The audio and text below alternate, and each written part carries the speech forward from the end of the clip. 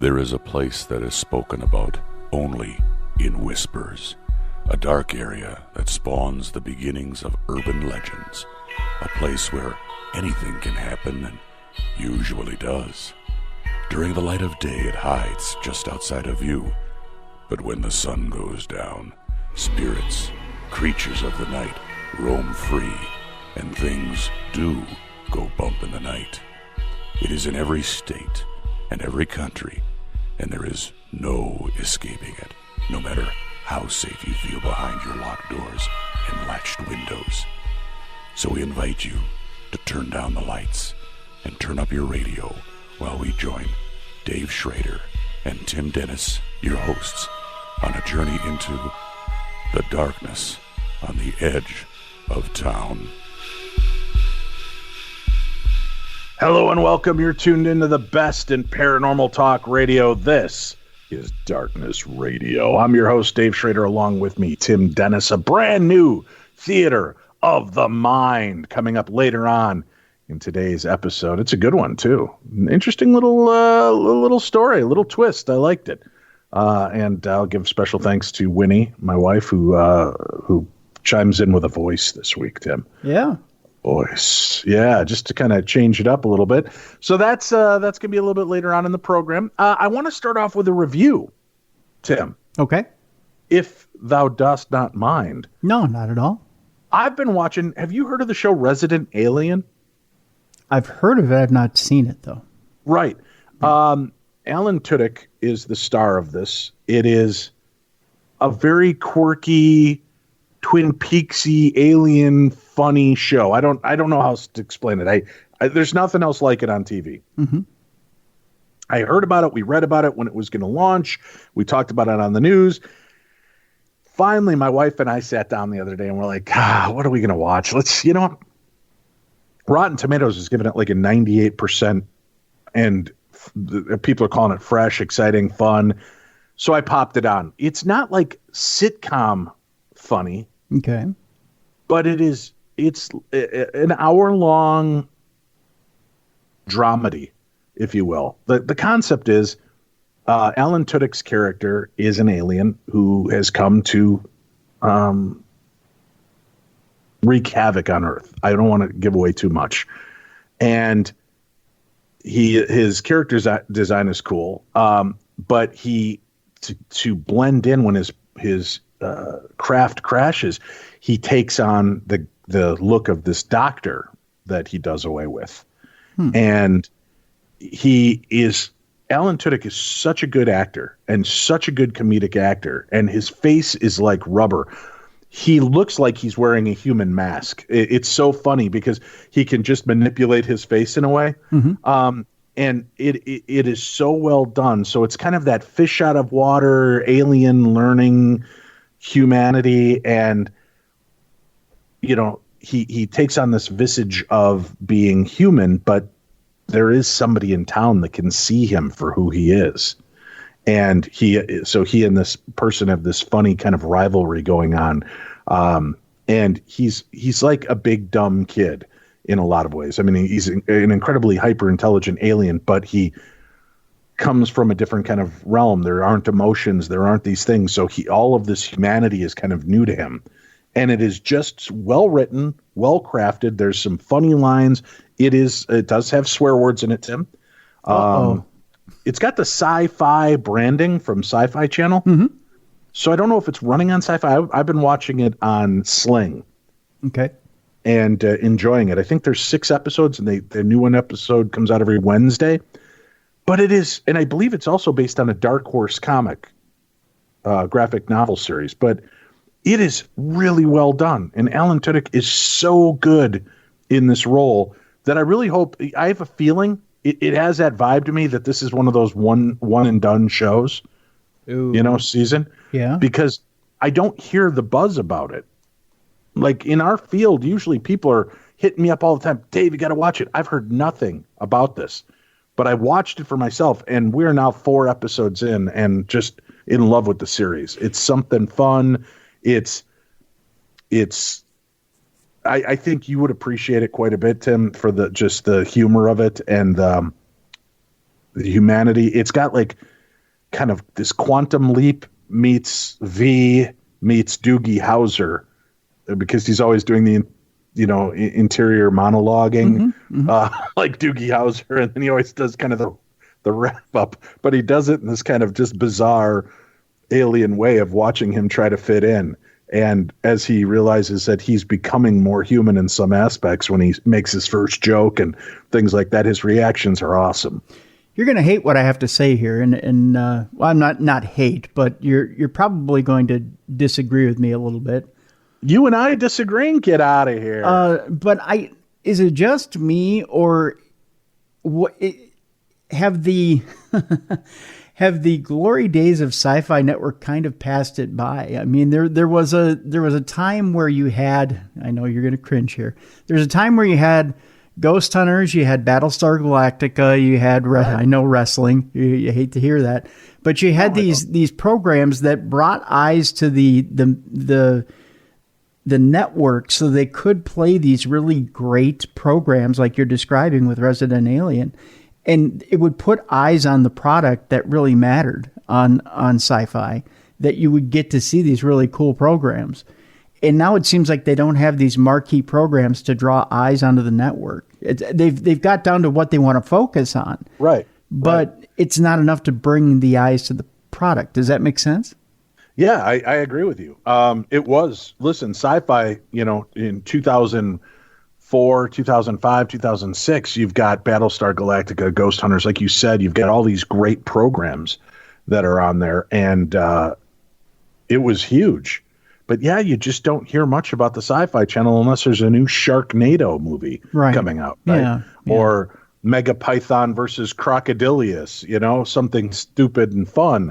Right. And we all played along in those games. I know you were a fan of the Sharknado movies. I like the Debbie Gibson versus Tiffany Giant Croc versus Giant Python movie. I got a kick out of some of those campy bits as well, but it just doesn't, it seems to have lost some of its luster, but I hope that doesn't affect the show. I hope the show lives on in streaming form, but I could tell you, having had to move the Holzer Files from Travel Channel to a streaming format on Discovery Plus, you don't get the same view of ratings that you once did. True. Very true. What we do know is under the Discovery umbrella, Paranormal's killing it. With all the programming that they have, cooking shows, true crime shows, home improvement shows, science shows, Paranormal's killing it. Paranormal and true crime are, like my understanding, two of the biggest genres under the Discovery Plus banner. So, but they still haven't, I'm sure there's a formula, but it's not public yet on how they even look at those ratings. So here we are with what's considered a very successful season of the Holzer Files. But we don't even know if there's going to be a season 3 of Holzer Files at this point. We have, I think, after this coming Saturday, we have 3 episodes. So this counting this Saturday, I think there's 3 episodes left of the Holzer Files. This coming up week is one of my favorite episodes. We actually go to a house where this woman, when Hans was there, you kind of wondered if the house possessed the people. And we uncover some really cool stuff, dude. You know how much I love history. Mm-hmm. Mm-hmm. I found something that still astounds me, and I wish I wasn't such a big guy because it broke my heart. I couldn't go into what I found, so I sent Shane. But well, you'll see when you watch the episode, people are going to be like, "Oh my God!" Of course, he's going to say, "There's no way I could have gotten in there." Yeah, Shane was the only option. And it kills me because I wanted to be in there. I don't want to. I'm going to give it away. We find proof of the Underground Railroad in this house. Okay, that's huge. Yeah. And I found it, and it was so exciting to be a part of. The story was crazy, and the EVP I captured in this episode still gives me the chills. And we'll play it next week on the show. Okay. On Darkness Radio. I'll play it for you. But they named the episode after the EVP I captured. Huh. So it's pretty cool. with that said, this Thursday, we're doing Holzer's Ghosts episode. I've got a couple of great guests. Dennis Stone, who owns America's Stonehenge, Mystery Hill in Salem, New Hampshire. Scott Walter from America Unearthed. Alexandra Holzer, Hans Holzer's daughter. This was the first time she got to join us in the field to actually investigate one of her father's cases. And we involved her in this one because this was a case he didn't talk to the family about. He was very tight-lipped about the paranormal aspect of this story. So it's cool. We get to bring Alex in. If you didn't watch the newest episode, Ancient Evil, on Discovery Plus, go check it out. It's a cool episode. We're in the outdoors, which I was thrilled about, Tim. But it was, holy hell. We were filming there. I think it was like it was right around the summer solstice. What is that? Like the last week in June or something? So it was either roasting 98 degrees with like 90% humidity, or it was pouring rain.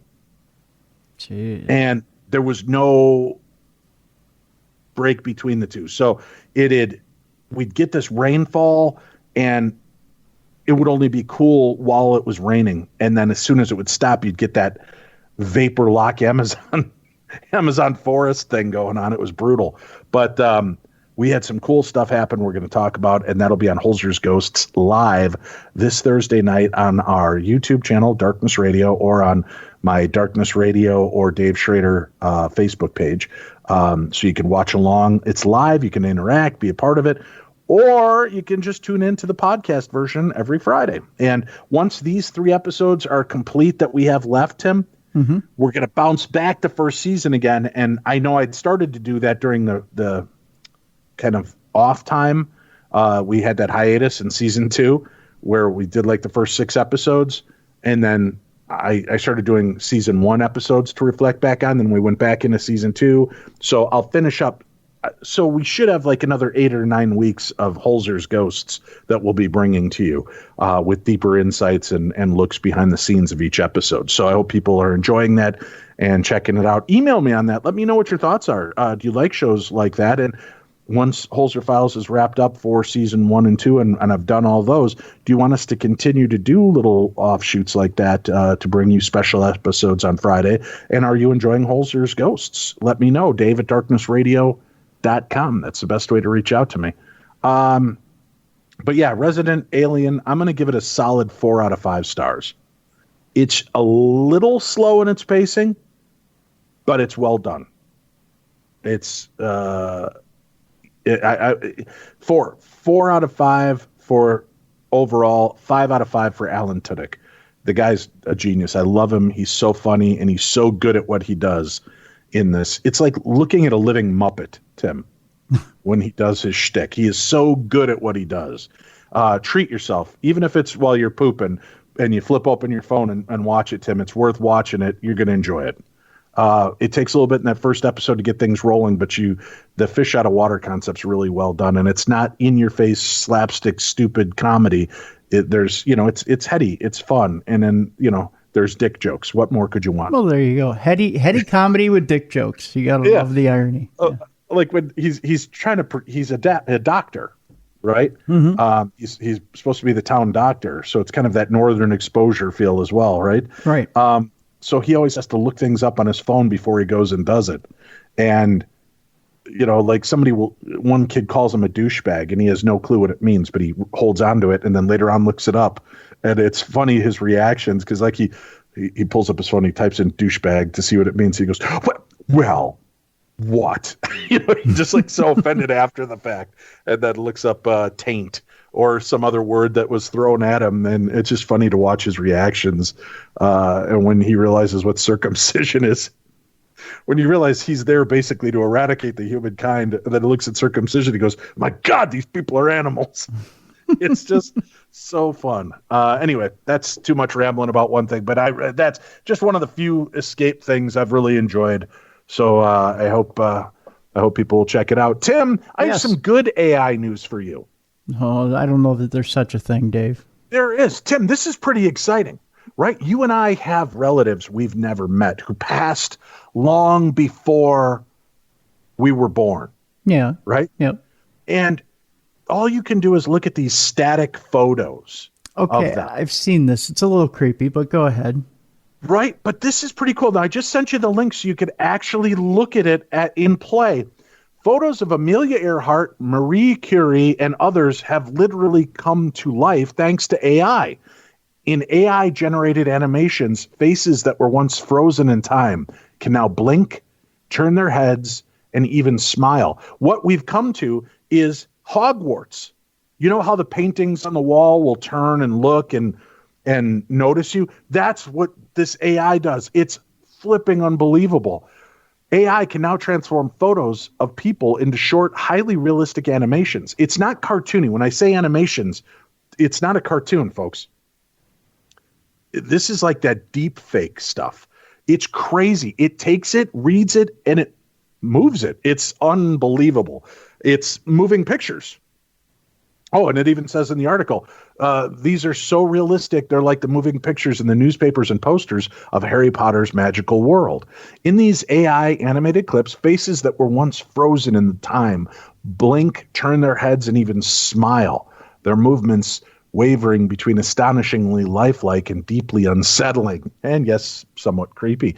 Genealogy website MyHeritage introduced the animation engine on February 25th, developed by technology company DID and known as Deep Nostalgia. It enables users to animate photos via the MyHeritage website, representatives said in a blog post.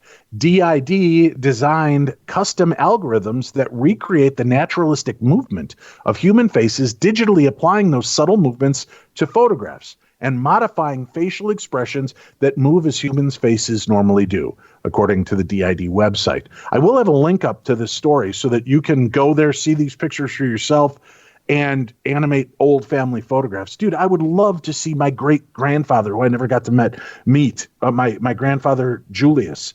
I'd love to see him move and smile and facial interaction, even if it's a 5-second clip. That to me is just exciting. I think it's cool to be able to see this. So when AIs create the original video footage, often referred to as these deep fakes, they do so using a method called generative adversarial networks, or GANs. Now, I know you don't like that, Tim. AI and the word adversarial, those don't sound like things that should go together, do no, they do. They're very, very much do. This technique pits two AIs against each other. Doom, doom, doom, doom, doom. One produces content and the other evaluates how well that content emulates the real thing. Over time, the algorithms drive each other to become better until the original AI content is very hard to identify as fake. Such videos can be used in troubling ways, from showing political figures making fake speeches to adding the faces of famous actresses to the bodies of actresses in pornographic movies, which was a problem they started talking about back in Vice in 2018. However, the video clips generated by Deep Nostalgia are just a few seconds long, and the training footage for the AI did not include speech, so as to prevent the creation of deep fakes, according to MyHeritage. Programmers trained Deep Nostalgia's GAN with sets of blueprint videos, each representing different combinations of movements for eyes, mouths, eyebrows, cheeks, and heads. The AI then learned how these could be applied to photos of different people to achieve an illusion of realistic motion. It assigns different suites of facial gestures to different photos depending on the subject's posture and orientations, according to MyHeritage. Results in the animations can vary depending on the quality of the original image and how the person in the photo posed. The illusion tends to be the most effective when the subject is facing the camera, and the end result can be less convincing when the algorithm has to create digital information to represent something that was missing in the original picture, such as teeth or ears, MyHeritage representative said. Deep Nostalgia may also struggle to realistically incorporate accessories, such as hats or glasses, which can obscure parts of the face and head. In those cases, sometimes the simulated movement works well, and in other times it does not, according to the site. While MyHeritage encouraged users to test Deep Nostalgia with family photos, Twitter users shared examples of famous faces from the past, such as Emily Dickinson, chemist and X-ray crystallographer Rosalind Franklin, and abolitionist Frederick Douglass. So it's pretty cool, dude. I've got to tell you, to see this and to know that these could be animated, there's a lot of interesting aspects to this that I could see that could make history come alive. How much cooler would it be to see Frederick Douglass talking and hearing from him this animated face, which is his face, his eyes, the mirror to the soul, telling the story of history. Well, I think that's going to engage kids more if we can use it that way. I did watch the picture, and you can, actually in this article, you can scroll down and watch the picture of Frederick Douglass. Actually, the one of Frederick Douglass is actually kind of, for lack of a better term, is not bad. I mean, it's not as creepy as some of the other ones. Charles Darwin isn't either. I think the only reason it's creepy is because it was kind of one of those 3/4 profile pictures. Yeah. And they're trying to animate it so his head looks kind of squishy and goofy looking, but his facial features and Marie Curie looks amazing. Actually, that animation's really crazy. Charles Darwin looks like he's trying to do a bad Prince impression. He looks like he's trying to make googly eyes at you, like he's trying to. Amelia Earhart photograph. No, we do have video footage of Amelia Earhart, so yeah, it is what it is. But I don't know. I'm excited, man. I want to get like a picture of my grandfather, to see my grandfather move and smile. You know, he wasn't alive when we were doing videos. Mm-hmm. You know, I miss my grandpa. I miss that smile, and I'd love to see if it can recreate that. So pretty cool stuff. It will be part of the page. Just go to darknessradio.com, click on the news tab, and there you have it. I want to tell you, Tim, we've got some good True Crime Tuesday shows popping up over the next month. If you missed it yesterday, we had the kidnapping of Frank Sinatra Jr. with our guest Mark Anthony. What a weird case. You know, when I tasked him with going after the story because I wanted to know more, mm-hmm. and I couldn't get any authors or documentarians to come on and talk about it, so I send Mark Anthony. He's a bloodhound when it comes to research. Right. He goes, man, I can't wait to talk to you about this. And then the FBI at Robert John F. Kennedy and Dorothy Kilgallen and her mysterious death. And I'm like, dude, what the hell does this have to do with the abduction of Frank Sinatra Jr.? And I remember telling you that before the interview. And I'm like, I might have ripped the top off of Pandora's box. I don't know what we're in for today. Mark Anthony weaves together an amazing story. So if you missed True Crime Tuesday yesterday, go listen to it. It's a fascinating episode. Lots of fun, dumb crimes, stupid criminals. Next week on the show, Tim, A Stranger Killed Katie. Guest William LaRue joins us. In 2 weeks, we've got Homicide at Rough Point. Famed journalist Peter Lance joins us to discuss a tragic story. You have to hear to believe. Unbelievable. But I will tell you, the guy talks 100 miles an hour. So you might want to amp up with a little coffee or a Red Bull before you listen. And then Murder of an Elvis Girl with Buddy Morehouse. This story is cool in the sense that we get to kind of put a button on a case that has long been considered unsolved. And it involves an actress that was very famous from 58 to 68 and starred in the movie Blue Hawaii with Elvis Presley, one of my strange favorite weird movies. One of those that I watch it every time I see it pop up just because I love the campiness of it. Mm-hmm. Something that blows me away, and this is a total aside, Angela Lansbury in that movie plays Elvis's mother. And she looked like she was 50 or 60 at that point. Yeah. And it was in like 1961 when that movie came out. And she's still alive. And it's just that woman, her aging and Betty White, they're drinking blood of somebody. That's all I want to say. So crazy stuff. I don't know. Crazy cool. But that episode's coming up later on this month. So we've got a lot of cool true crime stories coming your way. If you have not yet subscribed for True Crime Tuesday, consider doing so. It is the Stitcher Premium package. $5 a month gives you access to all Stitcher Premium programming, commercial free, not just True Crime Tuesday, but all of it. Tim, did you like when I say all of it? For $5 a month, you get access to countless I think there are 100,000 hours worth of programming that they've got from all these different programs ad free. And then you get True Crime Tuesday ad free. So go check it out. All right, let's get to it. We've got some emails. We've got some stories. We've got some news that we need to get to. You know what? I've got kind of a best of both worlds scenario here, Tim. Okay. This story was sent to me. It's a news story. 20 hospital employees share their creepy paranormal experiences they've had at work. This is brand new. Okay. So this is kind of news and Parashare all in the same. Are you ready? I'm ready. All right. In a popular Reddit thread, hospital workers shared the weirdest, most paranormal things they've experienced on the job. From eat your liver, that's the poster. In the morgue at my hospital, I would always hear knocking coming from inside the freezer. It creeped me out, especially when the pathologist looked up, grabbed me by the shoulders, stared me straight in the eye, and said, "You hear that? You never open that door when they're knocking. Never." It just turned out to be some loose pipes. He thought it was hilarious, but I didn't sleep that night. I love that story. That might be one of the best stories ever. Never open when they're knocking. Oh, God. What would you do, Tim? You're working in a hospital, in the morgue, Dave and Tim's hospital, and I put you in the morgue duty because, you know, that's how I do Shane. I'm going to put you there, too. Oh, good. And your job is to take in the bodies, put them in the drawers, and you start hearing knocking from inside. Do you open it because we've read stories of people being put in the coolers and they're really not dead? Or do you stand there kind of pinching back a little bit of pee because you're hearing knocking coming from inside a morgue door? You know, I have a really demented sense of humor. So I probably go up, and when I hear the boom, boom, boom, I probably go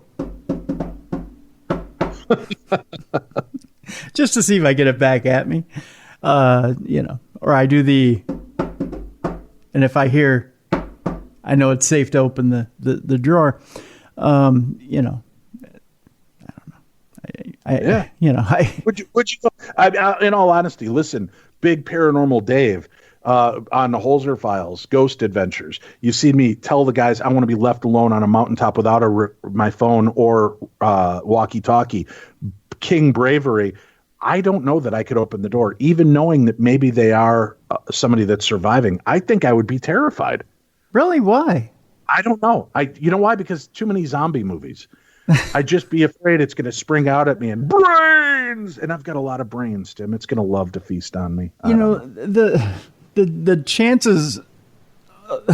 Let me put it to you this way. I know. The chances of the fact that that's a person who's not dead, as opposed to The Walking Dead, are going to be more in favor of a person who's still alive than it is going to be a zombie. So wouldn't you want to save somebody's life? Would I? I don't know. I don't know. Hey, let me tell people this. Speaking of zombies, Tim, maybe you gave up on The Walking Dead after Negan took out Glenn and took out Big Red. I can't remember his name right now. Maybe a lot of people gave up on that show. Go watch them now that you could power through them without the hiatuses, without the breaks. I think you'll enjoy the show so much more, because I realized part of what started to wear on me was waiting for the next episode, being left cliffhanger after cliffhanger, because my wife and I have worked our way back through all 10 seasons of The Walking Dead, and I've really enjoyed revisiting it. And I don't know what it says about me personally, but I dig Negan. I think Negan is the leader we would have needed in that kind of environment. The problem really was Scott Gimple. The now that Angela Kang is a showrunner and she's taken over the writing, it is an excellent series. Yeah, it is. But I still have I've enjoyed all of this series, even the weird one-off episodes, watching it start to finish and being able to watch it in my time frame, not waiting 6 months between episodes or, you know, all of that, just giving it a shot. Anyway, let's go back to these stories. This next story comes from Jess Panda Pants, Tim. Mm-hmm. I'm an RN, that means registered nurse, and while I was a student, I was caring for a lady who had end-stage renal failure. She had a DNAR and was chat when she stopped, looked over my shoulder and said, "Bill's here, love. I've got to go." and swiftly stopped breathing. I read her old notes. Bill was her deceased husband. That's pretty cool, right? That she knows she's going, and all of a sudden her deceased husband shows up, and she says, I've got to go now, and then just stops living. Man, that's how I hope I go. I hope that when I go, all my loved ones are there that have gone before me and are there to greet me and walk over. Because, dude, if there's nobody there, I'm going to be so terrified of death again at the last moment. I might be willing to drink blood. Wow. All right. Yeah, just to stay alive. I'd be willing to enter the realm of vampirism. All right, this comes from RN Waitress. About 2 years ago, we treated patients during a fungal meningitis outbreak. Our acute care floor had a census of 20. During this, at least 10 to 15 were meningitis patients, age ranging from 20s to the 90s. There are no shared rooms, and all the patients were in isolation, no contact with one another. Many of them had the same hallucinations, children in the corners of their rooms, and auditory hallucinations of religious music. So all of these 20 people, or 10 to 15 meningitis patients, were hearing and witnessing the same thing. So again, if they were all hallucinating and seeing different things, again, you'd blame it on the drugs or on the disease itself and its ravages. But that they were all having the same visions, fascinating. Yeah. Speaking of haunted hospitals, keeps replaying my episode. I wish I was getting a $1 every time they air it, because I get messages at least 5 times a week from somebody it just showed and they saw me in it again and witnessed you. I got a funny email the other day. It said, "Dear Tim, I'm anxious to get the Discovery Plus app because I would like to see all of your Paranormal Night Shift episodes. I'm also curious to know which Haunted Hospitals episode you're in, because I know it's the one with Dave in the hospital, but I'd like to see you in that one as well." And I said, I wrote back and said, "I don't think you'll ever recognize me in the episode with Dave." Love, Tim. Sure they will. Dave's longtime friend and producer. They don't name you, but you're standing there in all of your 6'4" African-American glory, Tim. Yeah. I think once you've seen me on Paranormal Night Shift, you'd never recognize me in Dave's Haunted Here's the Hospital. thing. A good actor, it shouldn't matter what color you are if you play the role convincingly. And I look at him and I think Tim Dennis. I think if I could change roles like that, I need to quit doing radio and go into acting in movies, because I think I'm the ultimate actor. You're deep fake. I am deep fake. Yeah. When is a rapper going to come out with that name? Deep fake. They're all deep fake. Right. All right. Story number 4 comes from Sober Hungry. I did my clinical as a CNA in a memory care unit. I think that's certified nurse's assistant, just to help people. I helped feed this woman. She never really moved, never talked. It was like she was in a coma or something. I would wheel her around into the dining room. I can hardly get any real food in her. I'm able to slide in some special ice cream for days she doesn't move or have any response. I'm feeding her and talking to myself pretty much. After about 10 minutes, she slowly starts to turn her head and says, "Oh, hello." Then she rotates her head back, and her blank staring position starts again. That's not really paranormal. No. It's a moment of lucidity. Right. But would probably be terrifying, right? If you've been doing this for a while and the person never responds and all of a sudden they just stop and turn and look at you. "Oh, hello." And then fade back in. This one comes from Simple Simon 6262. When I was a student, I got called in on a stroke patient. She had coded and they were doing CPR. They worked for 45 minutes, but she died. They cleaned her up and called on her family to say goodbye. By the time the family left, she had been both brain dead and without a pulse for more than 45 minutes. Blood had filled her brain, and she was completely gray and began to smell. Suddenly, she sat up and called for her family. The nurses rushed to get monitors and equipment back on her, started working on her again. She stabilized, said goodbye to her family, and promptly died a second time. That's crazy. Yeah. Crazy. But it happens, right? I mean, my longtime friend Rick from Illinois. You know, his Uncle Bill stepped in after Rick's dad passed away and really kind of helped raise Rick. And Uncle Bill was a character, and in his elder years, he slipped into a coma, and they were visiting him in the hospital daily, and they decided to go down for dinner. And they went down for dinner, and Rick's wife called the hospital room to talk to Rick, and Uncle Bill picked up the phone. The ringing of the phone woke him up. Oh, wow. Yeah, that's why I've said I hate the sound of a brrring, brrring. So if I'm ever in a coma, put that on, because I'm sure it'll bring me out of my coma, because I can't stand the sound of a ringing phone. It'll either drive me insane, locked inside my shell, or I'll come out of the shell. But anyway, Uncle Bill answered. She then calls Rick on his phone, and she's like, "Get up to the room. Uncle Bill's awake." So they all go up there. Bill's wide awake, says hi and loves everybody, has dinner, watches his favorite TV show, Gunsmoke, goes to sleep, and then passes away that night. It's like that last burst. Do you think, Tim? I don't know. I feel weird asking this question because I don't want to destroy people's perceptions, but I wonder in those cases if it's really our loved one that's come back, or do you think an angel has stepped in to give us closure, give those people a chance to say goodbye? That's a fair question. Because you do wonder. I mean, that's kind of a. But if that were the case, then why wouldn't more people do that? I guess. Right. So maybe it is the survival mechanism. I don't know. It might be. You may be. It's hard to say. Especially with coma patients, you may be. What happens in that state? Maybe you are confronted at one time or another. Okay, you get one last shot to say your goodbyes, and then it's time to go. And maybe you don't remember making that deal. I wonder. Here's something, right? As your brain is shutting down, right? Mm-hmm. I wonder if you just hit a compartment that has one last burst of energy.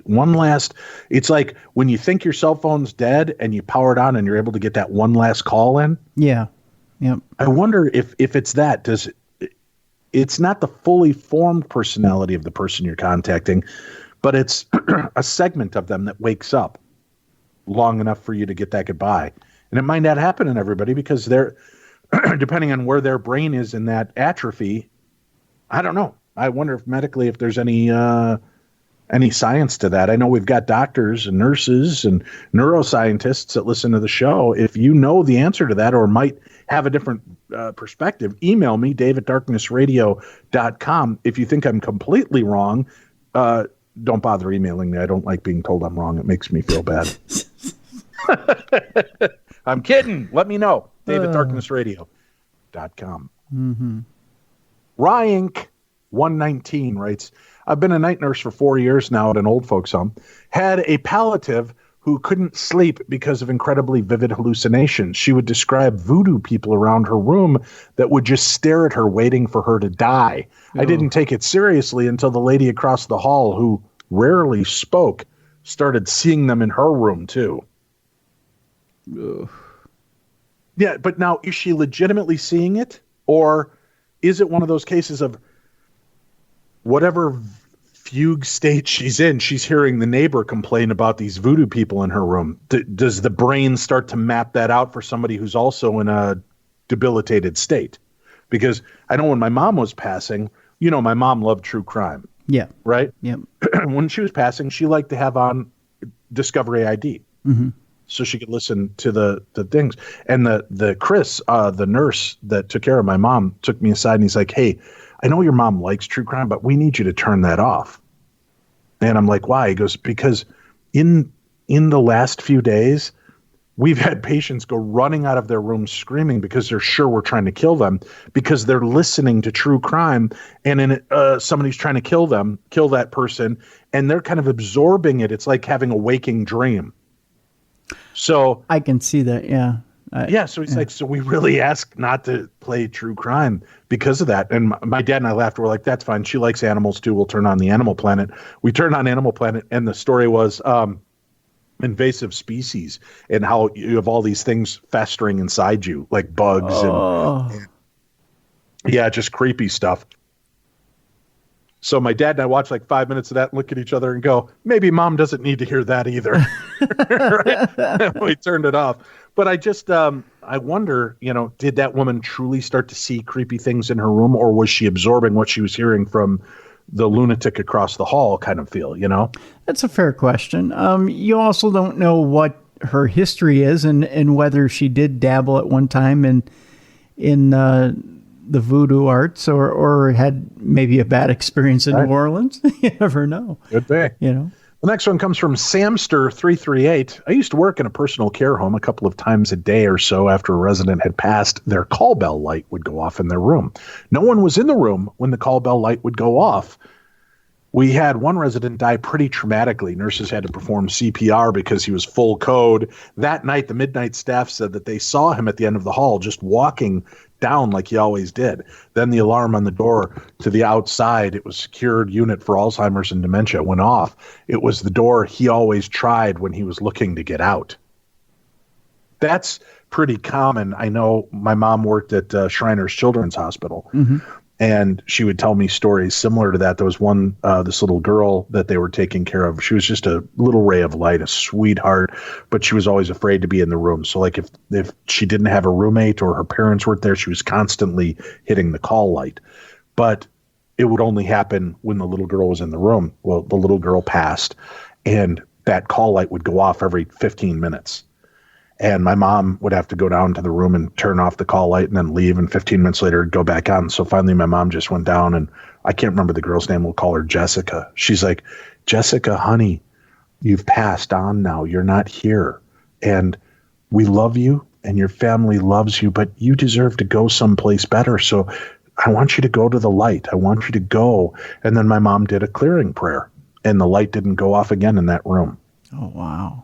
So yeah, it was pretty powerful, but that happens from time to time. The soul, if the soul's still hanging around, and if they can affect electronics or electric work, the light would be the easiest thing for them to manipulate, you would think. Yeah, you would think so. Yeah. AJH1717 says, I work in a cardiovascular surgical ICU, intensive care unit. We have a lot of fucked up people, both physically and mentally, that come through our unit. We had a stretch of nights where each corner of the room of our unit, it is a perfect square, reported seeing a cat walking around. Not a friendly cat either. Apparently, the thing was hissing at everyone. The accounts were so similar to each other that we actually spent probably a half hour looking around for a damn cat, and then had security plan ops come look as well. The cat was never seen or found. 2 of those 4 patients coded the next day.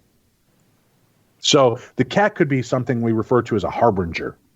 Right? Like the gray man in South Carolina, yep. Where if you see him during a hurricane, you're safe. Right? Mm-hmm. Harbingers are these spirits or elementals, things that appear before, a tragedy takes place. And there are stories of, physical therapy dogs and cats who will go into a room of a patient, and after they leave, within minutes, the patient passes away. Yeah, there's a cat up here in a nursing home in the Twin Cities that's like that. And it's not that the cat shows up and the person dies. What it is the cat is there to help the person transition. And so the cat will show up when that person is near their time to pass, and the cat will lay there with that person while they transition to the other side. That's remarkable. And as soon as that person is transitioned, they will leave.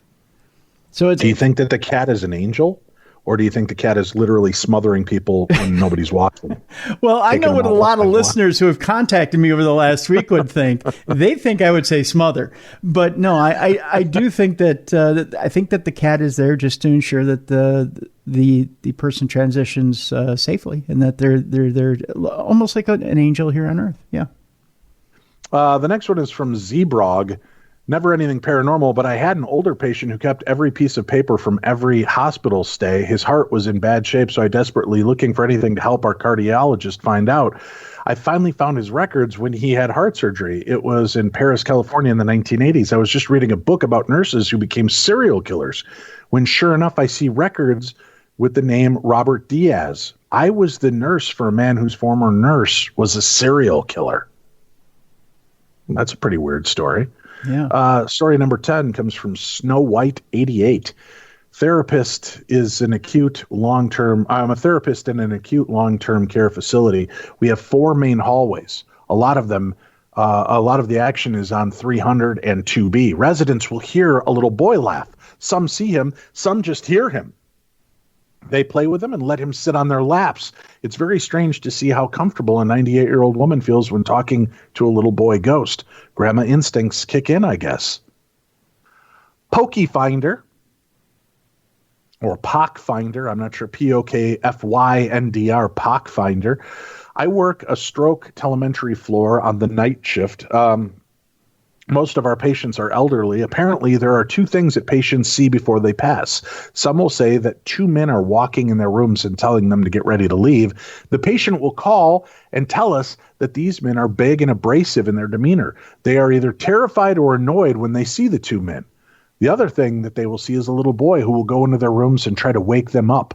The little boy is usually loud and runs around the rooms. The patients will call and ask who's letting children just run around late at night. Several nights or even that same shift, we're coding or cleaning the patient for funeral home to pick up. So they're seeing this harbinger as well. From Sapphire Star, my town has 2 really old hospitals. One no longer functions as overnight, and the stories are unsettling. No one cleans the old ER alone because of the lights and call bells going off. On other floors, there's a kid with this ball, a lady in a white dress, etc. A coworker is cleaning an entire floor utterly solo, which is the norm, and bounced between the rooms because the cleaning solution stays wet for a few minutes. Upon returning to a freshly wiped bed, handprints were clearly visible. Wow. How about that? Yeah. This one comes from Magua. Magua. There's that Magua. Patient had passed away during my shift. The patient was well known and liked on the ward. At handover that evening, I mentioned the patient had passed away. The door to the handover room, which I'd closed, opened and shut just as I mentioned she had passed away. She was totally saying goodbye. Later that month on nights, we were chatting about said patient at the nurse's station. Weirdly, a card which was pinned on the notice board fell just as we started talking about her. I went to pick it up, and it was a card from the patient's family saying thank you for caring for their parent. Story number 14 comes from Jeremy Howell. When my mom worked as an ER nurse, a guy came in from a car accident and was losing blood. In the midst of resuscitation, the man jolts awake and screams, "Don't let me go back there, please, please, please don't let me go back." A few seconds later, they lost him. Oh, God. Yikes. That's not a good story. No. All right. Rabbit and Me writes, memory care unit employee. I'm a CNA, certified nurse's assistant. We have a room that's a solo bed at the end of the hall with a woman who cannot move her body. She's pretty far gone memory-wise. So when her call light goes off, it's terrifying to go reset it because she can't push it. We blame the cat a lot, but several times it was locked in another room. You know what I would say in that is maybe it is her trying to get attention. Maybe she just wants somebody to come talk to her. That's got to be lonely. I bet. Since if you're just in a coma, maybe you don't have family or friends coming to visit. Maybe that's just their way. So if you're working in a hospital, go in and acknowledge them. Maybe even encourage them to let go. Yeah. You know? That was a rough moment I had with my mom, you know, and I knew she was hanging on probably for me. And she was in her coma state at the end. I just said, "Mom, it's okay. Thank you. You've fought hard enough, but, you know, I know this isn't how you want to be. And if you want to let go, let go. I love you." And she was dead that night. So, you know, I think sometimes we have to give them permission so that they don't feel that they have to keep fighting for us. And listen, if I thought my mom would survive and there was a way to fight back, I would have encouraged her, and I tried. But once we realized that, you know, this was it, I also wanted to help her with her transition so she didn't, you know, hang in for me too long. Yeah. The next one comes from B. Oakley. I work midnights in a long-term care facility as a nurse's assistant. I have 2 men under my care, and both of them are unable to use their call lights. They have severe dementia and debilitating Parkinson's disease, but still their lights are looped around their bed rail. One night their light came on and I went to answer it, already confused and creeped out. I turned it off and left the room. Before I could get 2 doors up, the light came back on. I went in there and both lights were unplugged from the wall and thrown under their beds. I fished them out, plugged them back in, and left.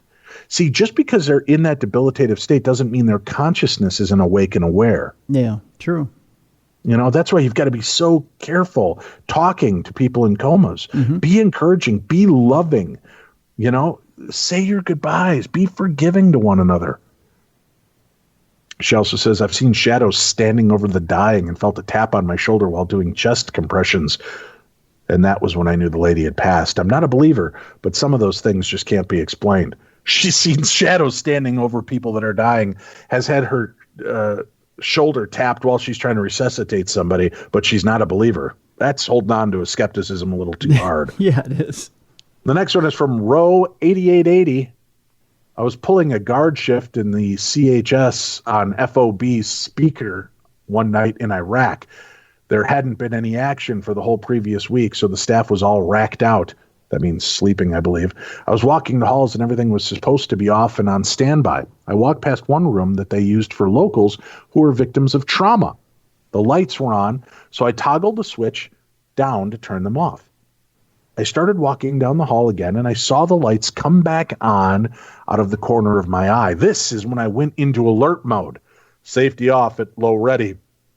I cleared the corner and I looked into the room. There was nothing. I put the switch back in the down position again and went to call it up on the ICOM. The radio was on the fritz, so I began walking back to the CQ desk to report it in person. The lights turned back on. At this point, I'm a little on edge. I can't radio in for help. There's nobody on this side of the compound that would even hear me yell, and the light switch position keeps changing when the lights go back on. Keep in mind that I'm on a forward operating base in a combat zone. I don't know what I was expecting when I went to clear the corner and look into the room again, but I saw nothing but an empty room, a gurney, a heart monitor, and a crash cart. I couldn't tell you to this day why I said what I did, but I was worried that if I didn't, the lights would keep switching back on. So I said, if you're scared of the dark, I'll leave the light on for you. I finished my shift and left the light on. I left a note with the desk that one of the surgeons had asked me to always leave that light on, just in case they had an emergency come in. For the remainder of my shifts, that light always remained on. Story number 18 comes from Smelly Cheese Feet, Tim. Oh, that's a good handle. Yeah. My great-grandmother was 94 and just started suffering with dementia. She told the home nurses that I was there was a little boy in the corner of the room who would taunt and tease my great-grandmother. Sorry, this is poorly typewritten. While laughing at her, telling her she was going to die. Well, at first it was a little disturbing and we all shrugged it off because of her dementia, but then shit got real when my best friend came over with this little boy who's about 3 or 4. The little guy pointed over to the same corner and yelled, "I'm going to beat you up." When he asked what that was about, he told us that he saw another little boy in the corner and he was not nice. We flipped the fuck out. I got shivers even typing this. Maybe Nana wasn't hallucinating. This next one comes from Dick Navis. I work as an EMT, and the one that I have that best fits the question is an elderly male who had fallen and hit his head a few hours before they called for an ambulance. The guy was fucked. All of the signs of a traumatic brain injury. All of his responses to our questions to that point were nonsensical. We were about 4 minutes from the hospital when he tried talking to him again, and he seemed to come as clear as day and open his eyes and stare at us and say, "I'm dead." My partner tries to say, "Oh, don't say that," and he stares more intensely at us to reiterate and say, "No, I mean it. I'm dead." He was dead an hour later. Whoa. Number 20 comes from Airport Friendly Shoes. I love these names. Do you remember when MySpace came out? How we all talked to one another and we would meet at like the first Darkness Radio events, and nobody was Bob, Carol, Ted, or Alice. It was all like, "Hey, aren't you Smokey Stalker number 375? Remember? Yeah. That's how we knew each other, Yeah, right? Yep. You're Darkness you're the Dark Knight DJ, right? Mm-hmm. Hey, hey, it's Lollipop Liquor 29. Yep. That's how we knew each other. It was so funny. Sparrow, I keep in touch with, and Tink, and some of the people from back then. It's a good old. That's the part I wish I would have grown up in the 40s and 50s when everybody had nicknames. Yeah. That's what we're missing. You've got a nickname. I don't have a nickname. Well, I guess I'm Darkness Dave now, but that's not much of a nickname. That's just what I am. You're Uncle Chick. You're Chick Presley. A lot of people don't even know that about you. My kids still call Tim Uncle Chick. Yeah. So, nickname from college. We had a fake band. I know, it's hard to believe that Dave and Tim had fake bands even in college, but it's true. Vic Presley, that was me, and the Mellow Tones. Tim was Chick. We had Big Dick. We had Rick. And, of course, Guy Dog Hammer Scratch, who created our theme song for Darkness Radio. Well, you forgot about Brick. Oh, there was Brick. Yeah. Sorry. Brick was not my favorite of the Presley brothers. So I'm sorry. I'm just kidding. I don't remember who Brick was. Terry Young. Yeah, it was Brick. Yeah, I didn't care for Brick. No. Wow. I'm kidding. Hi, Terry. Hope you're doing well, my friend. All right. Our final story comes from Airport Friendly Shoes. I work at a hospital doing transport for a couple of years. The transport home base was in the basement of the hospital where all the laundry is done and supplies are also sorted there. I hated working late nights after this incident. On this particular night, I was the only one in the basement when I heard whistling at the end of the hall by the elevator. I poked my head around the corner expecting to see my only coworker on duty that night, but there was absolutely no one there. I shrugged it off. I'm not easily spooked. Nights are slow, so I ate some snacks and hung out in the break room for a bit. Next thing I knew, I hear a loud bang. I walked into the hallway, and a bed is rolling down the hall, bumping into the sides. At this point, I think that my coworker is just bullshitting me. I radio him, and he says he's upstairs in the cafeteria. I still don't believe him at this point, and I think I'll catch him in the act. I walk past the laundry room and past the machines. I pop my head in there expecting to find him, but it's completely empty. Okay, at this point, I'm starting to get a little nervous. I walk into the laundry room, and the machines completely stop. I freeze, then run out and head towards the elevator, where I hear the whistling again. At this point, I know I'm the only worker in the basement. As I'm standing there, waiting for the elevator, things start falling off the shelves down the hall. Boxes of gloves, tissues, packages of tubes. I'm literally standing there, watching them fall one by one at the opposite end of the hallway. I shit you not. My entire body broke out in goosebumps. My hair stood on end, and I had this strong gut feeling I was being watched. I was not alone. Really? You got a gut feeling? I don't think at the point you're seeing things fling themselves off shelves, it's no longer a gut feeling you're having that you're not alone. You're getting an actual existence of something there with you. As I'm getting into the elevator, I feel what feels like something brushing my arm. I went upstairs and found my coworker in the cafeteria, freaked out, and I got out of there and transferred soon after that. The creepy thing to add to it is that I usually whistle mindlessly to myself at work. It was almost as if the spirit was mimicking me. That gave me the creepiest feeling ever. So that was 20 hospital employees sharing their stories, Tim. How about that? That's pretty creepy. Pretty cool stories. Yeah. If you're a hospital worker, email us your stories, dave@darknessradio.com. I want to know what kind of weird stuff has happened to you. Tell us in an email. Or better yet, call our Voices from Beyond voicemail, 651-300-4977. Tell them how much it costs to call that number, Tim. $49.99. It does not, Tim. Tell them the real price. $29.99, Dave. Incorrect, Tim. Still not the right price. Let's go lower. We can do better, Tim. How much? $19.99, Dave. Nope. Keep going, buddy. $5.99. Nope. Too much, Tim. $2.99 a minute. Nope. Not at all, Tim. Keep going. $1.99 a minute. Free, Tim. It's free to call us. 651-300-4977. Share your paranormal encounter with us. Why? Because we demand it. We are your evil overlords. We demand it? Why not? Well, it'd be nice if we just asked. I mean, that'd be Probably be nicer, Maybe if I went from Darkness Dave to Darkness Overlord, I think that should be my new nickname. What do you think?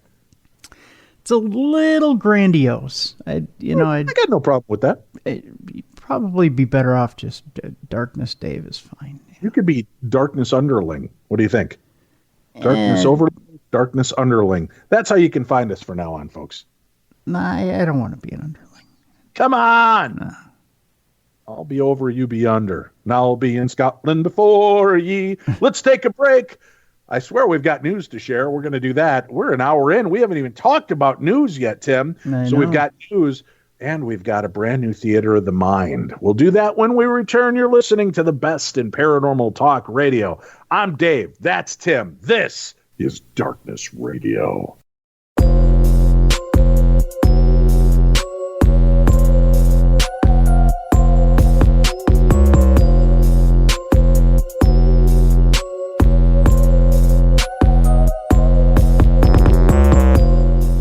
Bitches! Welcome back to the program. This is Darkness Radio. I'm Dave. That's Tim. Let's do this now because I'm in the mood. This is a good story. I like this story. This has got some unique twists and turns. So, Tim, let's share Theater of the Mind. Today's Theater of the Mind. Home is where the haunt is.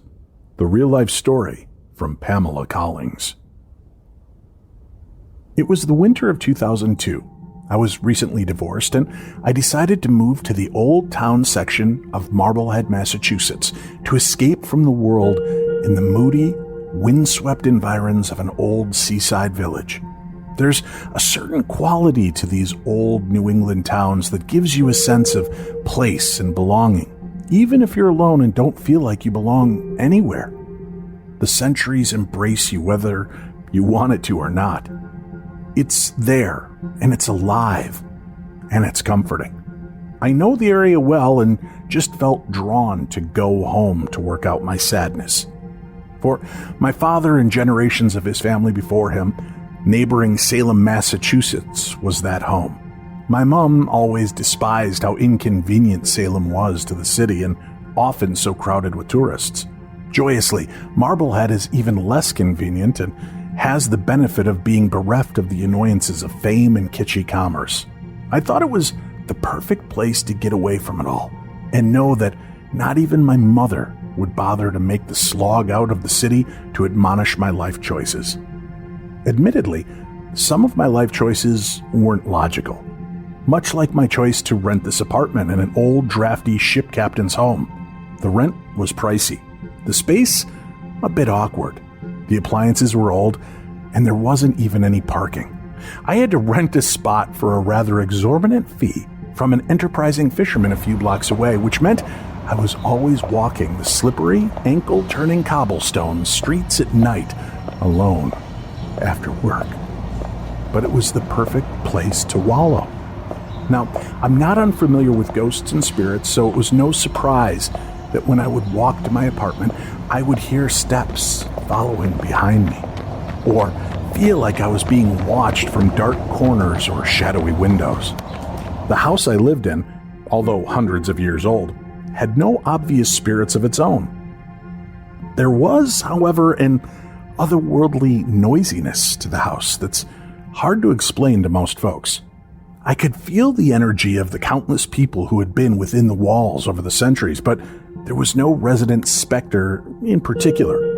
I had found the solitude I desired. Turned out, solitude wasn't what a 28-year-old recently divorced woman who had never lived without roommates or a spouse really needed. I was not doing well, and I started to miss the house I had to sell and the life I thought I had made for myself. I stopped answering the phone. I stopped opening the mail. Most of my meals were just potato chips or a can of tuna I'd share with the cat. The guy at the video store? He'd given up wondering if I would ever return my overdue DVDs. Coffee cups were piling up in the sink, and it was harder and harder to go to work each day. Things weren't going as I had planned. One night, after having a good cry and feeling exhausted from feeling sorry for myself, I decided to skip watching movies all night and go to bed early. I turned off the TV, which I kept on constantly as my surrogate roommate, and settled into the natural sounds of the house. I tucked into my bed. My cat hopped up to his regular spot on the blankets. As I lay there, suddenly the house got louder and louder. There were like 40 people milling around. I couldn't see any forms, and I couldn't make out any words. It was just this din of chatter and movement. It was getting louder and louder, and I thought for sure I was going crazy. Again, I'm not unfamiliar with ghosts and spirits, so I wasn't alarmed, but I was annoyed, and I just wanted to sleep. It seemed like an hour went by. The sound of their mumbling conversations, their shuffling movements was invasive, and I was about to burst into tears again. But I wasn't even sure I had any tears left. Finally, frustration turned to anger, and at the risk of waking up the neighbors, I screamed. Please shut the hell up. Instantly, it was like all the air got sucked out of the apartment, and all the sounds went with it too. I was suddenly alone, and it was eerily quiet in my apartment. More quiet than I had ever experienced there. But thank goodness, I was ready for a peaceful sleep. Until I heard footsteps coming from the front door towards my bedroom at the back of the house. It was the distinct sound of hard-soled shoes on a hardwood floor. I absolutely panicked.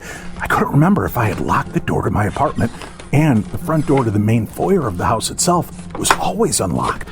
Plenty of the gossiping locals down at the pubs by the fish pier knew of the new girl who had moved to town alone. Convinced there was an intruder, I held my breath, and I tried to figure out how I could escape. But I was trapped. My bed took up almost the entire room and blocked the door from closing. The closet wasn't big enough to hide in convincingly, and odds were low I could hoist up the massive old window and hop down to the alley below. So, fight or flight be damned. I just froze.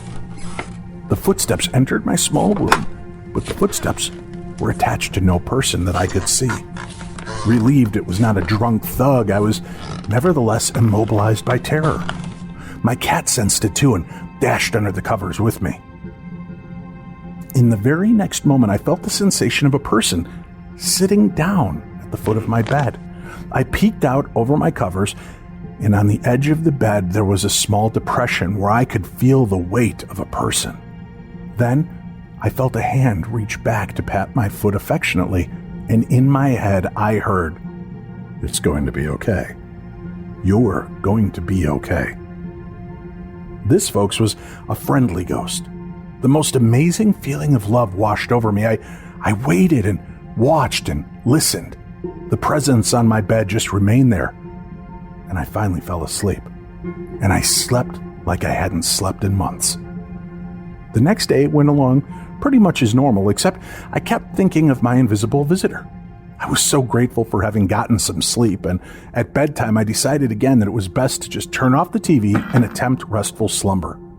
So I'm back in bed, cat by my side, listening to the occasional sound of a car driving by, but in the silence, the sadness creeped back in. I felt resigned to crying myself to sleep yet again. Not too long afterwards, though, I heard the footsteps return.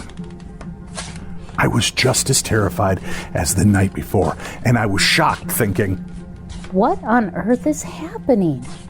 Lo and behold, the person, who I could distinctly feel was an old man, the same spirit as the night before, came to sit at the foot of my bed again. This time I didn't hear him say anything, but I waited, and he just sat.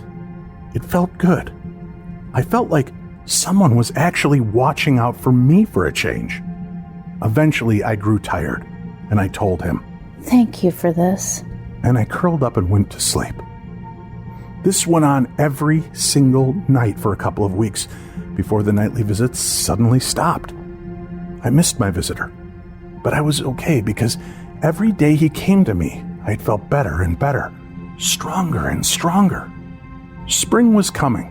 My life seemed to be turning around. Maybe everything really is going to be okay. After mostly avoiding my landlady for the first couple of months of these painful, transitory months, I went upstairs to her apartment to introduce myself properly and see if I could run any errands for her. She invited me in for tea and insisted I stay to chat with her. She was very anxious to get to know me, and she was perplexed why I was alone. I proceeded to tell her about my divorce, and she was quite compassionate. She was very upset for me, but was thrilled that I had found my way to her home. She said to me as she was pouring our second cup of tea, "My husband would have absolutely adored you. He would have treated you like one of his own, and he would have been just furious to hear what you've been going through. You know, dear, he passed away only a few months before you moved in." I didn't say anything to the old woman about my invisible visitor, but as I sat holding my warm cup of tea in her equally warm company, I just knew her dear husband had to be the protective spirit sitting at my bedside, helping me through the darkest of my dark days.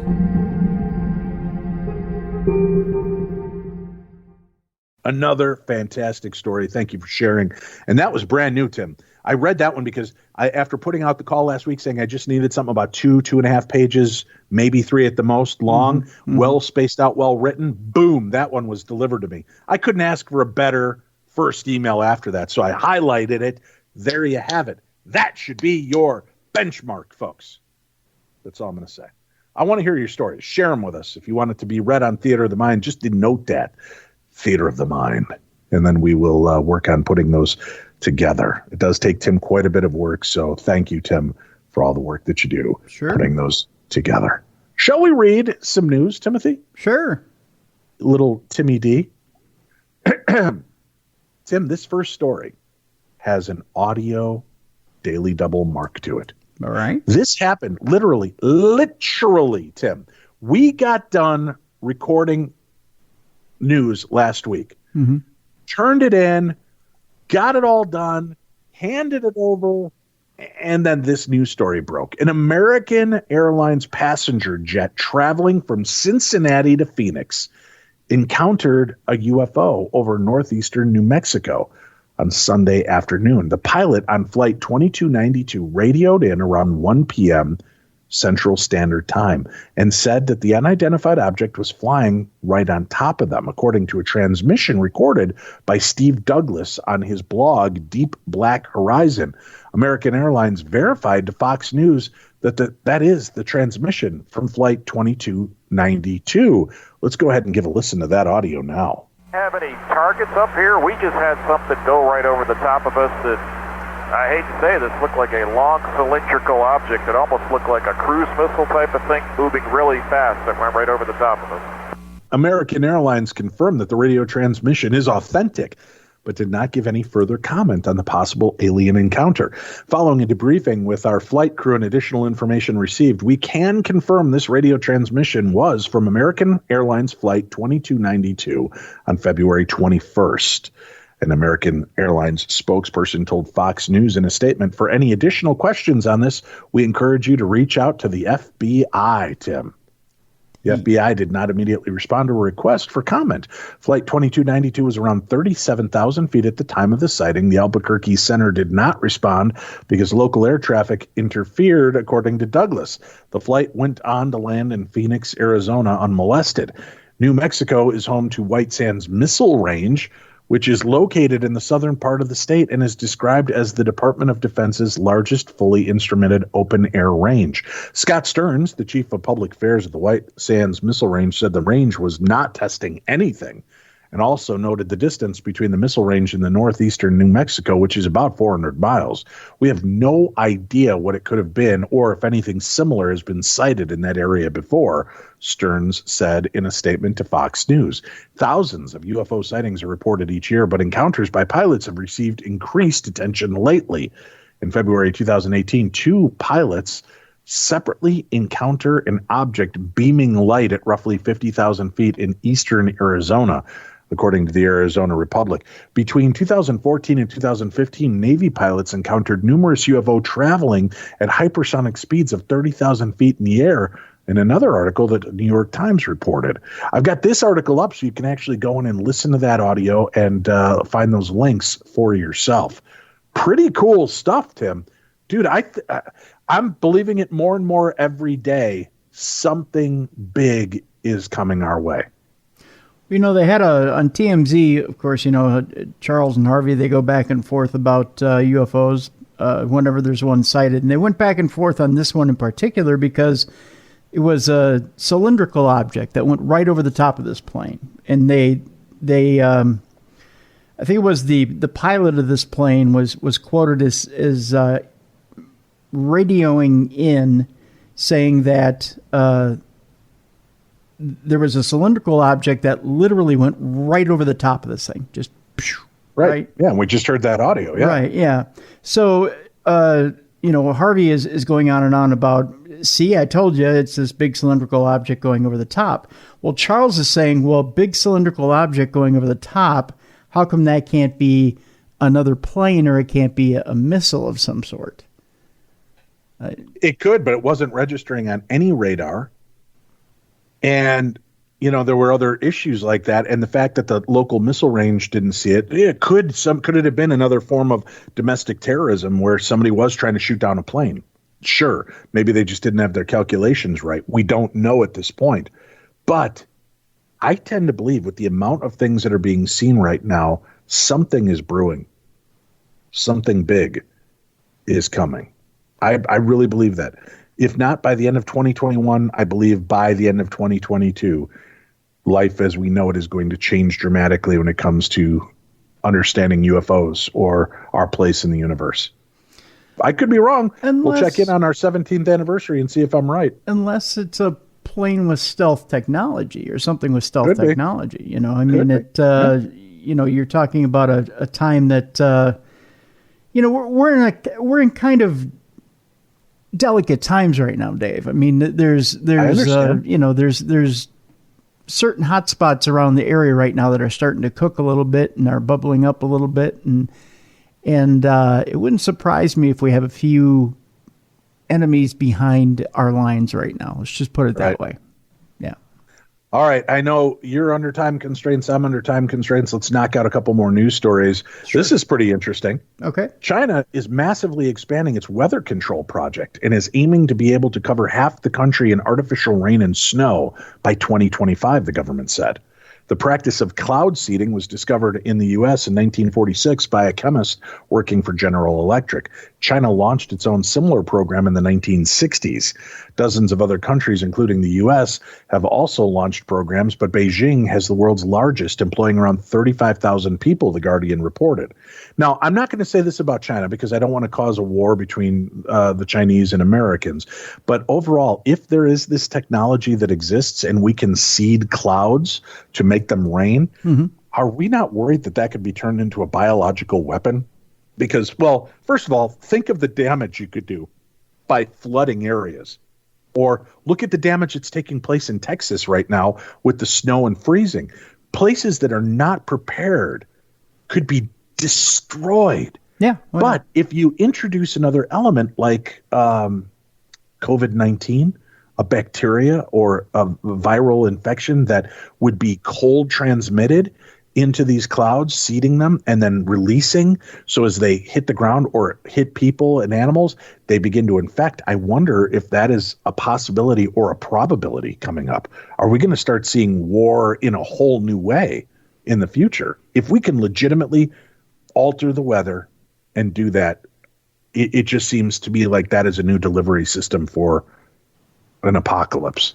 I'm in a cheery mood today. Or I think the more immediate idea is to take the weather, manipulate it to the point where you can create, not just floods, but drought or even freeze out crops and force a country to depend on you for its, economically energy, to depend on you. Right. Yeah, for energy, for food, for, to turn your entire economy towards them and become more dependent on them rather than fighting a war with them to become dependent on them. In a statement, China's state council said that the country's cloud seeding project, supposed to be seeding, even the businessinsider.com can't spell check apparently, will expand fivefold to cover an area of 2.1 million square miles It will be completed by 2025. China encompasses 3.7 million square miles, meaning the project could cover 56% of the country's surface area. The project will be a worldwide advanced level by 2035, the state council said, and will help alleviate disasters such as drought and hail and facilitate emergency responses to forest or grassland fires. Now, that is the upside. And of course, that's the way you couch it to get over on people, because you build on their fears, right? That's what we sell things on. Right. These fires, these, droughts, we can cure all this, but they're not telling you what they're sticking in. And I'm not blaming this on China. I'm saying there are many countries that claim to have this ability. It worries me. It really worries me. Or what if you're able to put some kind of noxious gas that you don't even need to explode anything? You just release this gas and then shoot a firecracker into the sky, and it just ignites the sky. Yeah. Boy, I'm in a dark place. Boy, you are. Normally, I'm the one who's going off on this stuff. Yeah. It just, when you start manipulating things like that, it really unnerves me. Very, very weird. So that's what's going on. What do you think of that? Weather modification, folks. Is that something we should be worried about? All right, a paranormal group has uncovered a human skull during an investigation. Danny and Felicity Duffy uncovered the remains in a wooded area off of Blackburn Road near Edgerton Park at around 12:20 a.m. They said they were shaken up by the discovery and called the police immediately. A cordon has now been put in place around the area as officers investigate the remains. Tests and forensic analysis is currently being carried out, Greater Manchester Police said. Danny, who runs the Paranormal Investigation YouTube channel with Felicity, said that they had been filming in the area when they made the discovery. The couple were released from the scene at 3:30 a.m. after speaking to the police. He said, "I've not slept. I can't get it out of my mind. I've never come across anything like that before. We both felt sad. Felicity has been quite upset. We've only slept about an hour. As soon as I woke up, I thought it was a bad dream." Danny said that they also saw an army-style jacket close to the remains. He told Manchester Evening News, "Then I saw what looked like a pebble on the floor. I moved the bushes to the side, and it was a human skull hidden in the tree line. It really did give us a shock. My legs turned to jelly. We quickly rang the police straight away."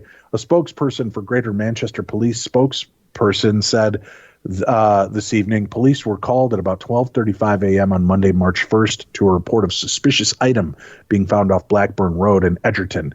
Officers attended and found possible human remains. Inquiries are ongoing and a scene is in place whilst tests and forensic analysis are carried out to ascertain the circumstances. No arrests have been made. There is no threat to the wider public at this point. At this point, Tim. That's true.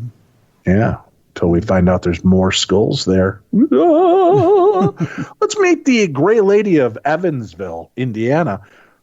This article begins, "I've always loved the creepier side of things, and growing up in Evansville, Indiana, I've always been fascinated by Willard Library's Gray Lady, the best-known ghost in town. When I was a kid, my aunt loved paranormal shows. I remember watching Ghost Hunters and other spooky shows with her and my cousin Chris. When we were kids, I remember Chris and I staying up into the late hours of the night glued to the Gray Lady ghost cams. As you can imagine, this was the late 90s, early 2000s, so it was a dial-up internet with grainy images, but we watched those ghost cams at Willard Library like hawks. In fact, my aunt still has a photo she printed where you can see something in the photo. It may just be the ghostly lady in gray herself. I think this may be where my obsession with hauntings and creepy things began. Now, if you're familiar with the haunted Evansville history, there's no doubt you at least have heard of the Gray Lady. The Gray Lady is sent to haunt Willard Library on Evansville First Avenue. If you've ever been to Willard Library, you know what a truly beautiful Victorian Gothic-style building the library is, having opened back in 1885. I think that was just 2 years before the show Darkness Radio began. Yes, Tim? it was. Yep. So when did the history of the Gray Lady begin? Who is Evansville's most notorious Gray Lady?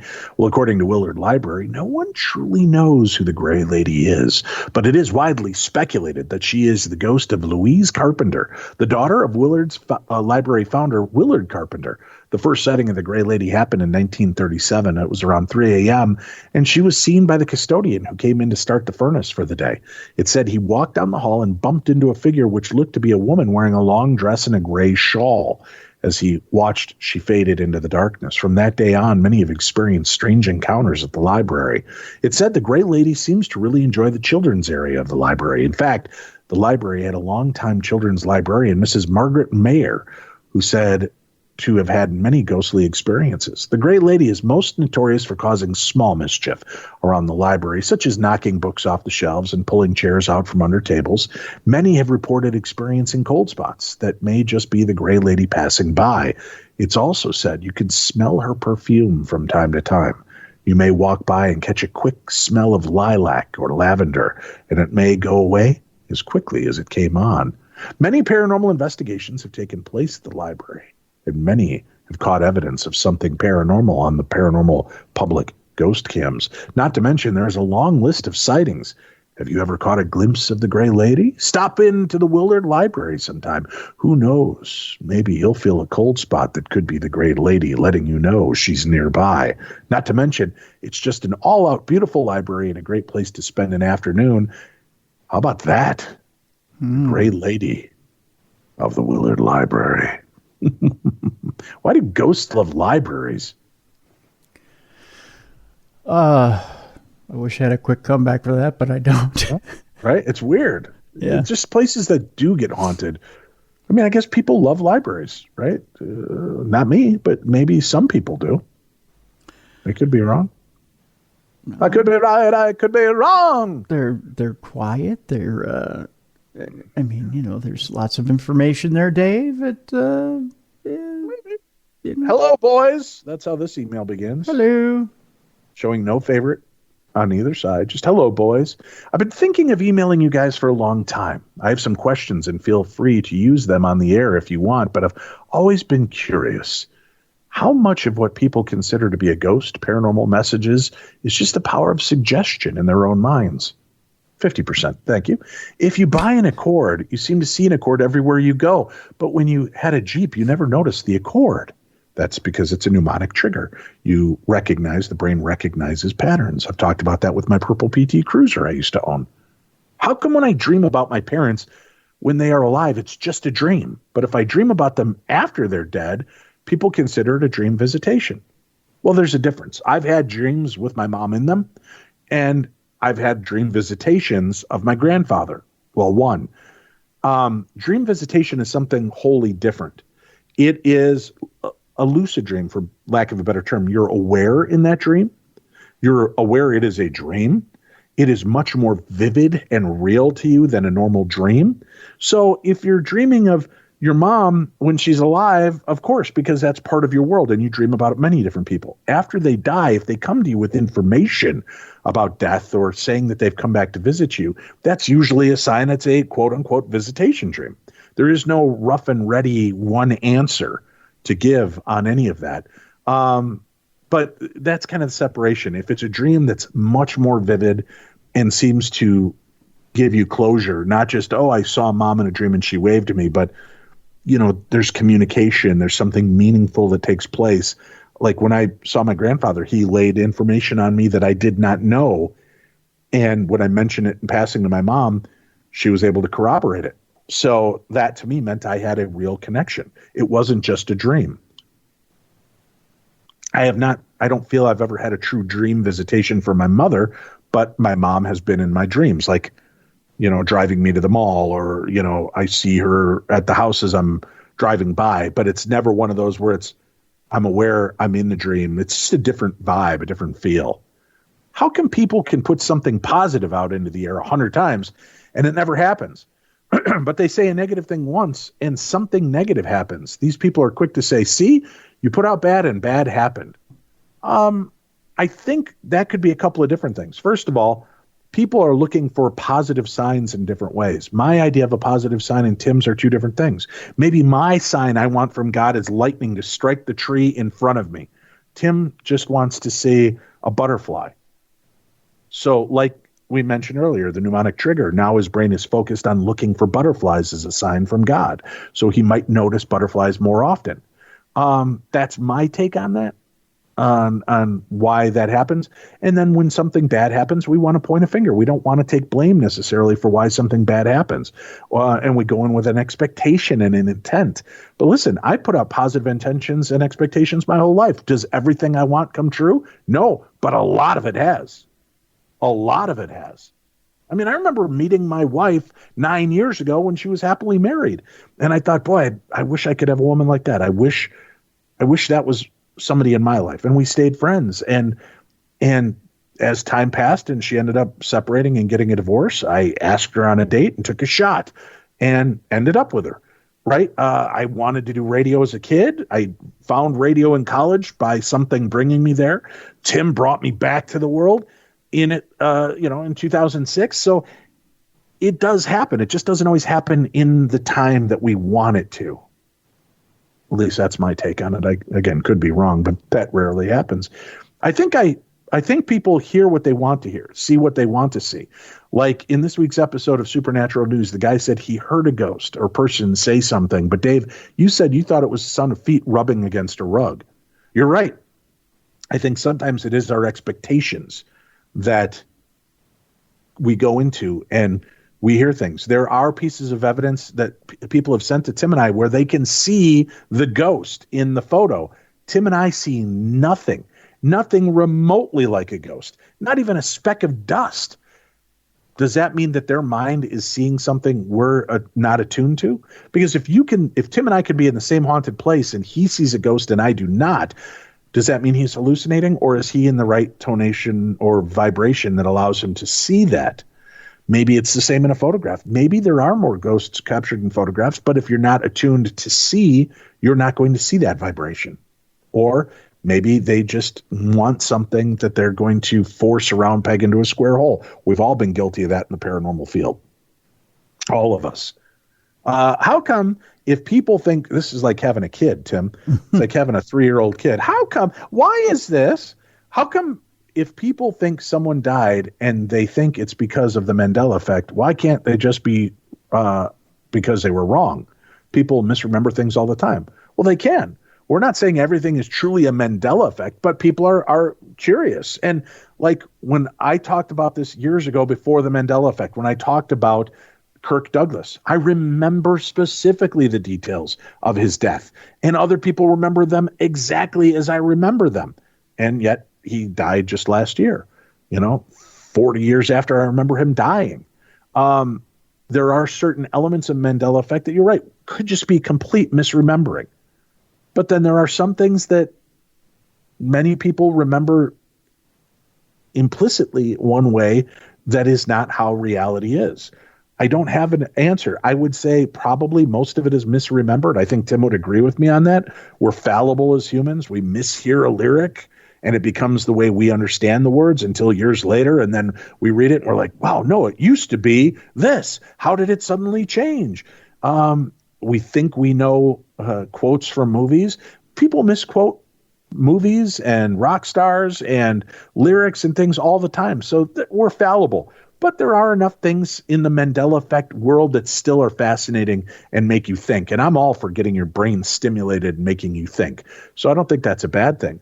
To me, it seems there is a lot out there that is easily explainable or can be explained with common sense. But it's the choice people make to see, hear, smell, feel that is what makes all of this real or fake to them. I don't know, just some thoughts that comes from John. John, you're right. We make mistakes all the time, but then there are those times when you cannot explain what happened. I told the story earlier about the little girl who passed away in the hospital, and her call light would go on all the time when she was alone. And after she passed and her family left, the call light would go on every 15 minutes until my mom addressed her and told her she had died and it was time to go on. That light did not go back on ever again unless there was a patient in there hitting that button. That defies logic. That defies a rational explanation, which means then we can examine the concept that maybe there really was a spirit there lingering, and my mom helped her to pass on and cross over, find peace. That's the whole thing of this. It's the wonder. We don't do this show because we know everything is fact. We do the show because it's awe and it's wonder and it's mystery. And that's what people love, to challenge their paradigms of understanding or what they think they know. And that's what excites people about this. And sometimes having your world rocked and finding out maybe there really are aliens and a Bigfoot and ghosts and demons and harbingers. But there's too many things that have happened that multiple people have experienced. We talked about earlier in the hospital, not just one person, but another person having an experience like that. Multiple people seeing the same ghosts without talking to one another or working around each other. How would they know that? So there are different elements to experience. And I think that's part of the mystery of life. We don't necessarily get all the answers we want. But hopefully you saw, Tim and I are very skeptically based. We believe in the paranormal. We've had experiences, but we do question things as well. And I think it's good to question things. Just do it with respect, understanding, and go from there. How about that, Tim?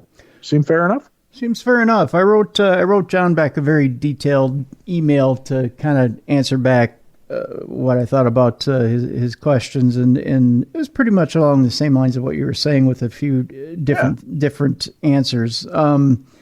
But it was pretty much along the same lines. The only place I might have differed slightly had to do a little bit. I mean, we were along the same lines with the Mandela effect. I just think a lot of people get busy in their day. I think a lot of people also choose to think what they want to think. They tend to not be connected to society as they want to be. They tend to believe what they want to believe and not be as in tune to things around them as they want to be, and they just want to believe what they want to believe, and they tend to want to think Mandela effect is what they want to believe.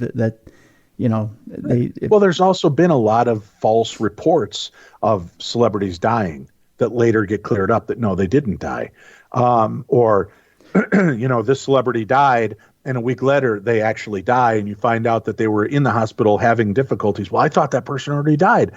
Am I hallucinating this?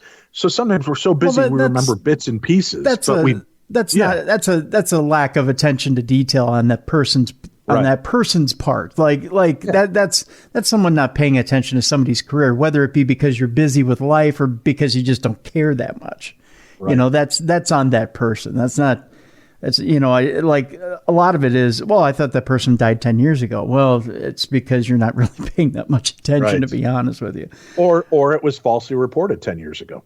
Right? I don't think that it might have been, Dave Schrader died this week. His longtime partner and producer, Tim Dennis, was shocked. And you remember reading that article and then thinking, oh, Dave and Tim died at that time in a car accident or something. And then you find out Tim's alive and you're like, oh, I thought Tim and Dave died in that car accident together. But over years, you remember reading the article, you don't remember the specifics of it. Okay, but I'll give you a perfect example. If I kick the bucket tomorrow, you would probably have 10 people who would say, oh, I thought he kicked the bucket 3 years ago or 4 years ago. Because I have had a string of health issues, people would just assume, well, he probably kicked the bucket 4 years ago. It's because those are the same people who don't realize we're still on the air 15 years later. Exactly, because people get lazy with stuff. That's why they get lazy with stuff. They just assume that there's a logical end to things, and they go, "Oh, the story tells itself. I got other things going on over here." That's a lot of what Mandela effect is. I believe it's a rare phenomenon. I don't believe I agree. I don't believe it's something that happens on the regular. It's a rare phenomenon. But like I said, there's a few that do leave you scratching your head, and that's the fun stuff. True. The things that do genuinely happen, they are pretty intriguing, and those are the ones that you really should go after and research. The one thing I went into with is dream visitations, like you were talking about. I've had some genuine dream, visitations that I've talked to them about that, you just don't.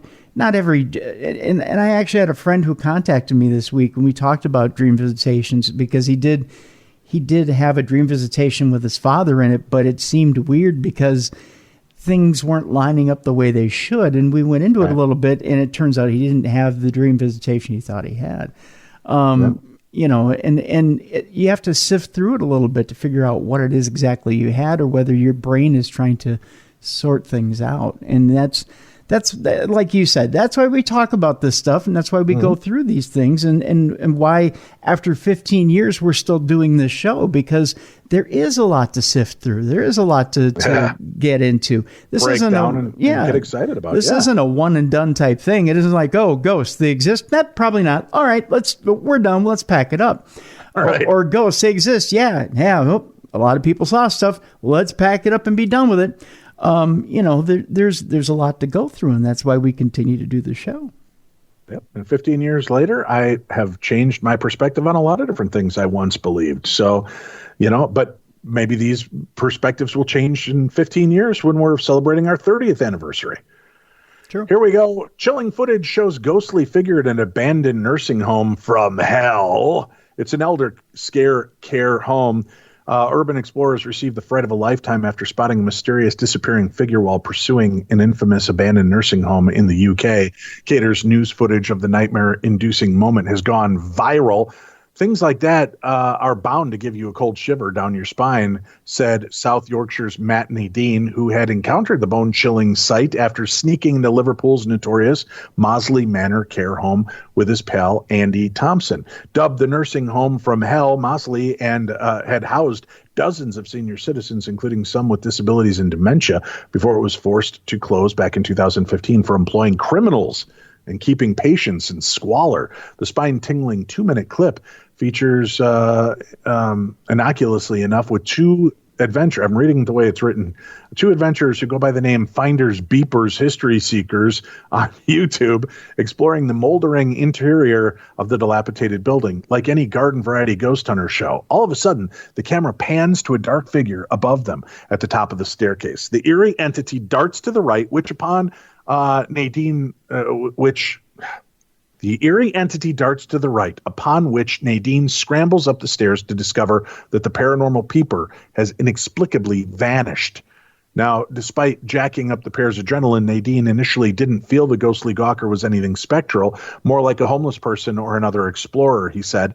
The adventurer changed his mind after finding that the only thing in the direction in which the figure moved toward was a wall with a hole too tiny to escape through. It also led to a steep drop-off from the top floor to the freaky facility. There was no way anybody could have got back across the top of the stairs without Andy seeing as I ran upstairs. And as the footage shows, there was nothing for them and no place for them to go. Naturally, the idea of some supernatural straggler from a derelict building might sound far-fetched, even for The Conjuring. However, Nadine claimed that their friends in paranormal science circles deemed the footage the most conclusive proof of existence of ghosts they have ever seen captured in a video. The spook seeker said the finding is especially interesting as we are not on the hunt for ghosts and Andy doesn't even believe in them.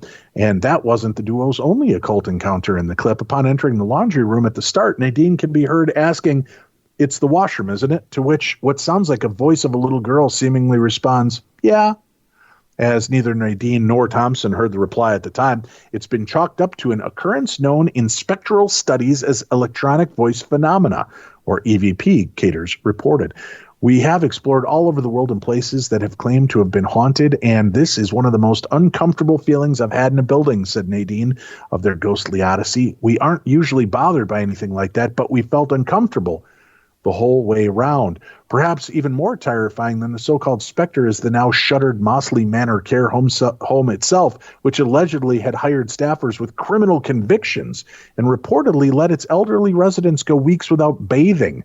The Liverpool Echo reported the Victorian facility's owners, two millionaire brothers, also allegedly failed to report the deaths of 10 of their patients.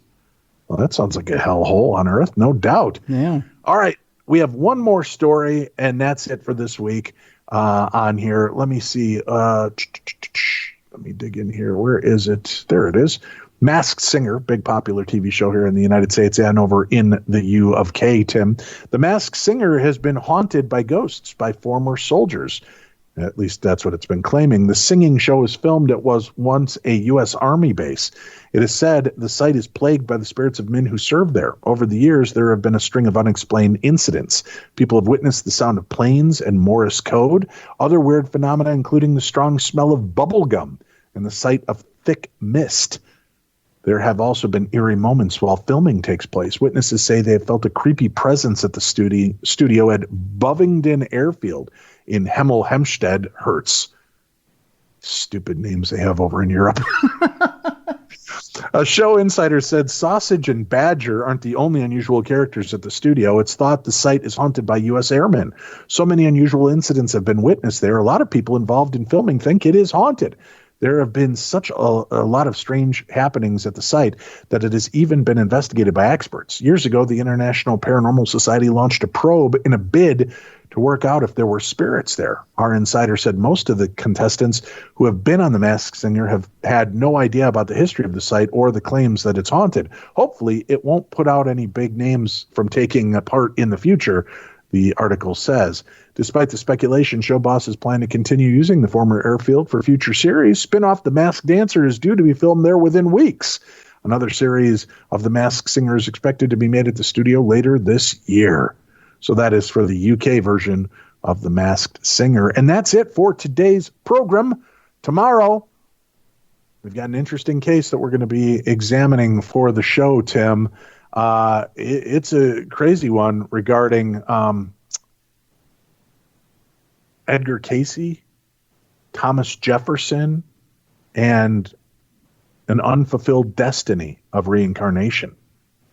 Sounds fascinating. Tune in tomorrow to find out more. And then remember, tomorrow night, Thursday night, we have Holzer's Ghosts live streaming on our YouTube Darkness Radio channel and on our Dave Schrader and Darkness Radio Facebook pages. And you can watch along as we take a deep dive into last week's episode, Ancient Evil of the Holzer Files. I've got special guests Dennis Stone. He is the owner of America's Stonehenge in Salem, New Hampshire. And we have forensic geologist and star of America on Earth, Scott Walter, joining us. And Alexandra Holzer herself, daughter of Hans Holzer and famed paranormal investigator in her own right. She'll be joining me. That episode will air on Friday as an audio-only podcast, or you can watch the live video stream and be part of the question and answer process and part of the program on Thursday. That's it. Thanks. Keep sending in your stories, dave@darknessradio.com, or call in our Voices from Beyond voicemail, 651-300-4977. For Tim Dennis, I'm Dave Schrader. You've been listening to the best in paranormal talk radio. This is Darkness Radio.